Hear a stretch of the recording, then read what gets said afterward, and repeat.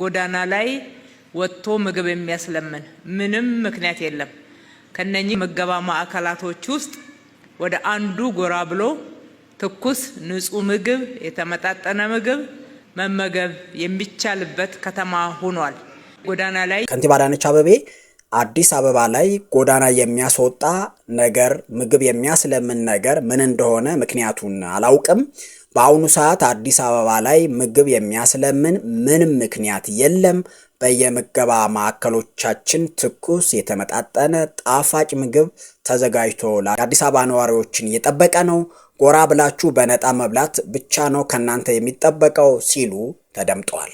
ይህ ንግግራቸው ለራባቸውና ቤታቸው ለፈረሰባቸው ጎዳና ላይ ለወጡ አዳራቸው ቱቦ ውስጥ ለሆኑ የአዲስ አበባ ነዋሪዎች መልካም ዜና ቢመስልም ህዝብ ላይ መሳለቅ ነውና ለመናገር ራሱ ይሰቀጥጣል ያስለቅሳልም።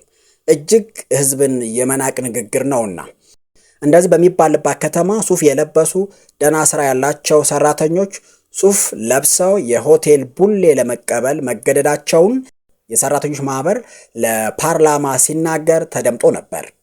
በዚህም የተነሳ ቡሌ ሲበላ የተገኘ ሰራተኛ ከስራው እንዲባረር፣ ቡሌ ሲሰጥ የተገኘ ሆቴሉ እንዲዘጋ 10,000 ብር እንዲቀጣ የሚል ትዕዛዝ አዳነች አቤቤ በበላይነት በምትመራው የደንብ ጽሕፈት ቤት እንዲወጣ ተደርጎ እየተሰራበትም ነው። ራሳቸው የፓርላማ አባላት ደሞዝ ካልተጨመረ ምግባቸውን እንኳን መሸፈን አልቻልንም ሲሉ ሮሯቸውን እዛው በፓርላማ አቅርበዋል። ኃይለ ገብረስላሴ መኖር በልቶ ማደር እንደከበደው በአንድ ፖድካስት ሲናገር ተደምጧል። ግን ጎዳና የማያወጣባት ለሁሉም ዜጎች ቤት ሰርታ የሰጠች ምግብ የማይለመንባት ረሃብ የማይታወቅባት ትኩስ ጣፋጭ የተመጣጠነ ንጹህ ምግብ እንደ ልብ በነፃ የሚገኝባት አዲስ አበባ የት ናት ሲሉ የአዲስ አበባ ነዋሪዎች እየጠየቁ ነው።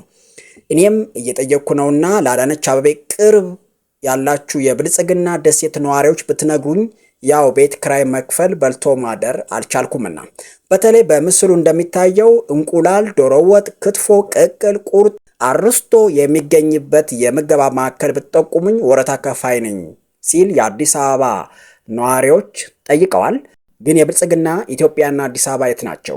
እኛ የምናውቃት አዲስ አበባ ግን ቤታቸው በአዳነች አቤቤ የፈርሶባቸው ጎዳና የሚኖሩባት አንድ እናት 5 ልጆቿን ይዛ የምትለምንባት የ2 ዓመት ልጅ ራበኝ ዳቦ ግዛልኝ የሚሉባት ከስራ ተባረው ስራ አጥተው ፊታቸው ጠውልጎ ለመለመን አፍረው የሚለምኑባት የመግዛት አቅማቸው ተሟጦ በግብር ብዛት ንግዳቸውን ዘግተው ልጆቻቸው መመገብና ማስተማር ያቃታቸው ዜጎች የሚኖሩባት ነው አዲስ አበባን የምናውቀው። እና አዳነች አቤቤ በቪዛም ቢሆን ካለችበት ከተማ ውሰጅኝ ሲሉ አንዳንድ የአዲስ አበባ ነዋሪዎች ተናግረዋል። እና የኢትዮጵያ ሕዝብ እስከመቼ የማንም መቀለጃ ትሆናለ?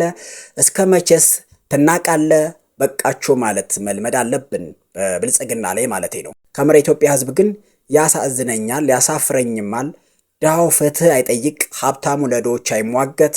ምን አይነት ሀገር እንዳለን እስካሁን ለብዙ ሰው ግልጽ አይደለም። እስኪ ስለ ኢትዮጵያና ስለ ኢትዮጵያ ሕዝብ ስነ ልቦናና ወኔ ባርነት መጤፍ ምን እንደሚመስል በኮሜንት አሳውቁን። በተለይ ይህ በምስሉ የምታዩትን የምገባ ማዕከል የት እንደሚገኝ ራበን ለሚለው የአዲስ አበባ ሕዝብ በኮሜንት በተገልጹለት ጥሩ ነው። አዲስ ትውልድ ሚዲያዎች ነን።